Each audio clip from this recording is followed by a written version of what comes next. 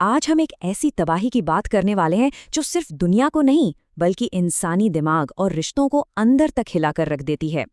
2024 की apocalyptic survival film survive सच में एक मास्टर क्लास है। ये कोई आम डिजास्टर मूवी नहीं है बल्कि एक जबरदस्त सिनेमैटिक कैरेक्टर स्टडी है। हम देखने वाले हैं कि जब मौत सामने हो तो एक आम परिवार का मनोविज्ञान कैसे बदलता है और उनके चुनाव कहानी को किस तरफ ले जाते हैं। सीधे मुद्दे पर आते हैं। जरा सोचिए, क्या होगा जब पूरा का पूरा समुंदर अचानक गायब हो जाए। एक खुशहाल परिवार जो कैरेबियन में अपनी लग्जूरियस यॉट पर छुट्टियां मना रहा हो और अचानक उनके इर्द गिर्द सिर्फ सूखी जमीन हो और पानी का नामो निशान ना हो। ये अजीब और खौफनाक स्थिति सिर्फ एक नेचुरल डिजास्टर नहीं है, ये उनके आपसी रिश्तों की नींव का सबसे बड़ा इम्तिहान बन जाती है। कहानी का टर्निंग पॉइंट यही है जब समुद्र पूरी तरह पीछे हट जाता है। लेकिन यहाँ दिलचस्प बात यह है कि ये घटना सिर्फ एक तबाही नहीं बल्कि इन सभी किरदारों को अंदर तक बदल देने वाला एक कैटलिस्ट है। ये डिजास्टर अचानक एक पल में नहीं होता। इसकी शुरुआत होती है अजीब से समुद्री भूकंप से और फेल्स का झुंड अपना रास्ता भटक जाता है। फिर कुछ ही घंटों में आसमान से आग के गोले गिरने लगते हैं। ये ऑर्बिट से टूटकर गिरते हुए फ्लेमिंग सैटेलाइट्स थे। रात भर यॉट का कंपस पागलों की तरह घूमता रहता है और फिर जब सुबह होती है तो समुद्र का पानी पूरी तरह गायब।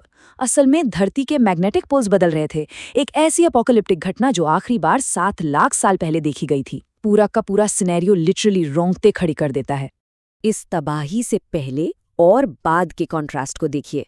डिजास्टर से पहले ये परिवार थोड़ा डिस्कनेक्टेड था, रिलैक्स्ड था, सब अपने फोन और म्यूजिक में बिजी, एक टिपिकल वेकेशन मूड में थे। लेकिन डिजास्टर के बाद सब कुछ बदल गया। अब वो सूखे समुंदर के तल पर जिंदा रहने के लिए आखिरी जद्दोजहद कर रहे हैं। इस डेस्परेट सिचुएशन ने उन्हें एक डीप ट्रॉमा बॉन्ड के जरिए आपस में बहुत मजबूती से जोड़ दिया है।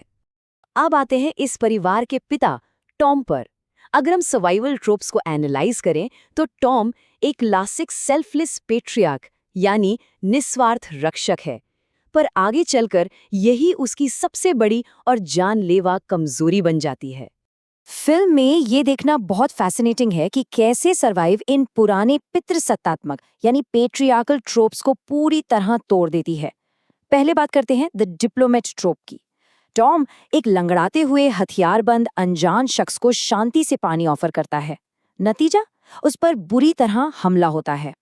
फिर वो प्ले करता है द प्रोटेक्टर। अपने परिवार को छुपने का वक्त देने के लिए वो उस हमलावर से अकेला भिड़ जाता है। लेकिन इस हीरोइक एक्ट की कीमत क्या होती है?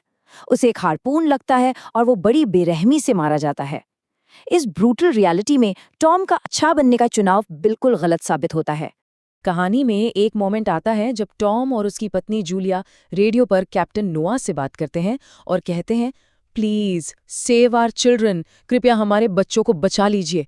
ये सिर्फ एक डायलॉग नहीं है, ये उनके आगे बढ़ने का और आखिरी सांस तक लड़ने का सबसे बड़ा मोटिव बन जाता है। उनका पूरा ध्यान और हिम्मत अब सिर्फ एक ही चीज पर है, बच्चों की जान बचाना।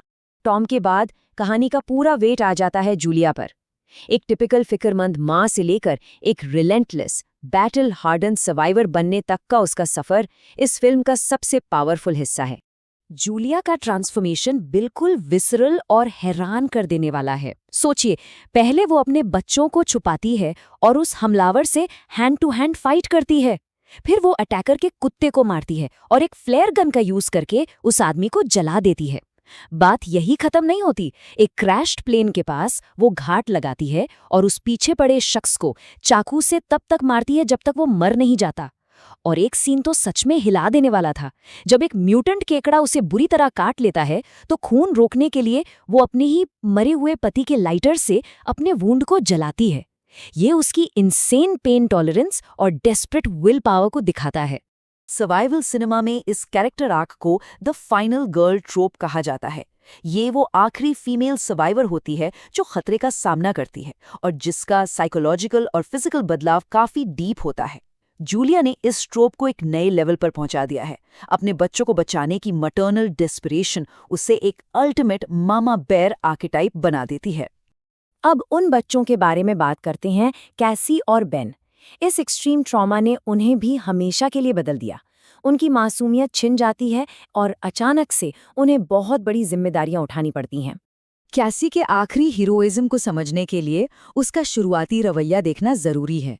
स्टार्टिंग में वो एक टिपिकल केयरलेस टीनेजर थी जो गलती से आखिरी पानी की बोतल खुली छोड़ देती है और मायूसी से कहती है, वैसे भी हम सब मरने वाले हैं। लेकिन बाद में क्या होता है?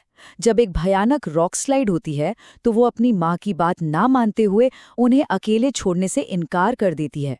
वो पीछे आती है और अपनी माँ को रॉक स्लाइड के ऊपर खींचकर उसकी जान बचाती है। ये उसके कैरेक्टर एवोल्यूशन का एक शानदार टर्निंग पॉइंट था। और छोटा बेन? शुरू में वो बिल्कुल शांत था, डिहाइड्रेटेड और एकदम कमजोर, बस चुपचाप मरे हुए समुद्री जीवों को देखता रहता था। लेकिन सर्वाइवल इंस्टिंक्ट उसे भी पूरी तरह बदल देती है।